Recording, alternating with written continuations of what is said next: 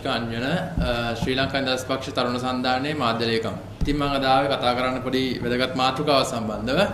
දැන් සති දෙකකට විතර කලින් මාධ්‍යට වාර්තා වෙනවා ගල්අඟුරු හදිසි ගෙන්වීමක් කරන්න යනවා කියලා මේ ආණ්ඩුව. ඉතින් මේකත් එක්ක තමයි මේ ප්‍රශ්නේ ඇදෙන්නේ. මොකද්ද මේ ගල්අඟුරු ප්‍රශ්නේ? ගල්අඟුරු ප්‍රශ්නේ සාමාන්‍ය සුළුපටු ප්‍රශ්නයක් නෙමෙයි. සාමාන්‍යයෙන් මෙතෙක් කල කරගෙන ආපු ක්‍රියාවලිය තමයි සාමාන්‍යයෙන් අප්‍රේල් මාසේ ඉවර වෙනකොට ටෙන්ඩර් කැඳවලා ඉවර කරන්න ඕන. එහෙම තියෙන්න ඕන එක ගිය අවුරුද්ද 2025 අප්‍රේල් වල කරන්න ඕන එක එයාලා සැප්තැම්බර් මාසේ වෙනකන් කල් ඇද්දා. කල් ඇදලා අන්තිමට දවස් 41ක් ලබා දෙන්න ඕන කාලය ටෙන්ඩර් කැඳවන්න මෙයාලා දවස් 21ක් ඇතුළත ගෙන්න ගත්තා. ඒකම මෙයාලා ඒ අතරේ එයාලට හිතවත් ඉන්දිය සමාගමක් මේකට දාගත්තා. මේ ඉන්දිය සමාගම හාල් ගේන්න ගිහිල්ලා වංචාවක් කරලා අහුවෙලා බාල හාල් ගෙනල්ලා බ්ලැක් ලිස්ට් දාපු සමාගමක්. ඉතින් එහෙම මව් සමාගමකින් සහ ලංකාවේ තියෙන දේශීය සමාගමකින් කොහොමද මේ විදියට ගල්අඟුරු ගේන්නේ? දැන් අපි යමු බලන්න කොහොමද මේ ගෙනාපු ගල්අඟුරු ගැන.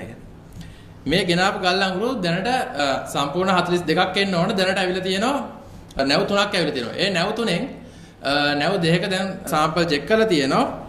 ඒවයි සාමාන්‍යයෙන් තියෙන්න ඕන ගල්අඟුරු කිලෝ එකකට කිලෝ කැරලි 5900ක් දහණයෙන් නිකුත් වෙන්න ඕන. මේ ගල්අඟුරු වල තියෙන්නේ කිලෝ කැරලි 5600ක් 5800ක් වගේ අතර ගාණක් තමයි තියෙන්නේ. එතකොට මේවා නොරොච්චෝරේ බලාගාරයේ දහනය කරනකොට මේ අවශ්‍ය කරන විදුලි ප්‍රමාණය නිපදවන්න වැඩි ප්‍රමාණයක් දහනය කරන්න වෙනවා. එතකොට මේ දහනය වෙන්නේ කාගේ සල්ලිද? ඊළඟට මෙතන තියෙන අලු ප්‍රමාණය. අලු ප්‍රමාණය සාමාන්‍ය 116ක් තියෙන්න ඕන. මේක 122ක් තියෙනවා. මේක පාරිසරිකයට වෙන්න පුළුවන්. ඊට පස්සේ ගල්අඟුරු ප්ලාන්ට් එකේ තියෙන ප්‍රශ්න තියෙන්න පුළුවන්. මැෂින් වලට ප්‍රශ්න ඇති වෙන්න පුළුවන්.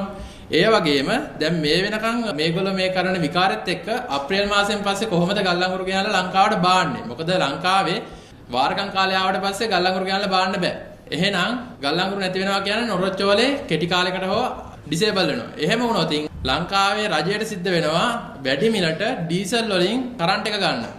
මේ පෞද්ගලික අංශයෙන් ගන්න. එහෙම වුණොත් වෙන්නේ ලංකාවේ විදුලි පාරිභෝගිකයට තමයි මේ ගාණ ගෙවන්න වෙන්නේ. දැන් 120ක් ආයේ විදුලි බිල වැඩි කරන්න යනවා. මේක මේ කරන්න හදන්නේ මේ ගල්අඟුරු වලින් වෙච්ච පාඩුව අහගන්න. මෙයාලා කියනවා මේ ගල්අඟුරු වල කොළ ටික බාල නිසා ගල්අඟුරු වලට ගහලා තියෙනවා කියලා දඩයක්. දැන් දඩයක් ගහලා දඩයකින් මේක පියවන්න බෑ. සම්පූර්ණ මේක කෝටි 17ක විතර ප්‍රමාණයක් පාඩු වෙනවා ලංකාවේ මේ ගෙනාපු ටිකෙන්. බලශක්ති අමාත්‍යවරයා කලින් වැඩ කරලා තියෙනවා ශ්‍රී ලංකා පොහොර සංස්ථාවේ. ශ්‍රී ලංකා පොහොර සංස්ථාවේ වැඩ කළා ඒක ඇතුලේ වෙච්ච දූෂණ කටයුත්තක් නිසා වැඩ තහනම් වෙච්ච අය. එහෙම අයෙක් මේ හොරු මංකොලකාරයෝ අයින් කරන්න කියලා එන කට්ටිය මෙහෙමද වැඩ කරන්නේ. මෙහෙම කට්ටියද පත් කරලා තියෙන. දැන් මේ වෙනකොට ලංකාවේ මේ වෙන්න යන විනාශය ගැන කතා කරන්න පවර් ප්ලාන්ට් එකේ වැඩ කරන මිනිස්සුන්ට කතා කරන්න එළියට විස්තර දෙන්න එපා කියලා තියෙනවා බලශක්ති ඇමතිවරයා. ඒ වගේම දැන් මේ දවස්වල මේ ආණ්ඩුව කරගෙන යන වැඩ කොච්චරම අවුල් වෙලා කියනවා නම් ඩීఓ ල ඇවිල්ලා දැන් උපවාස කරනවා. දැන් සතියක් තිස්සේ උපවාස කරනවා. ඒ වගේම මේ සතියේ සිකුරාදෙන්න ඉන්නවා රැකියා විරහිත උපාධිධාරීන්. රැකියා විරහිත උපාධිධාරීන් ඉන්නවා ලංකාවේ 2020 ඉඳන් මේ දක්වා 50000කට වඩා වැඩි ප්‍රමාණයක් ඉන්නවා. ඒ අය ඉගෙනගෙන ඩිග්‍රියක් අරගෙන ලංකාවේ ජොබ් එකක් නැත්නම් එයාලා මොකටද ඉගෙන ගත්තේ? දැන් ඒගොල්ලෝ ඉගෙනගත්ත දෙයට එයාලට වගකීමක් නැත්නම් එයාලා මොකද කරන්නේ?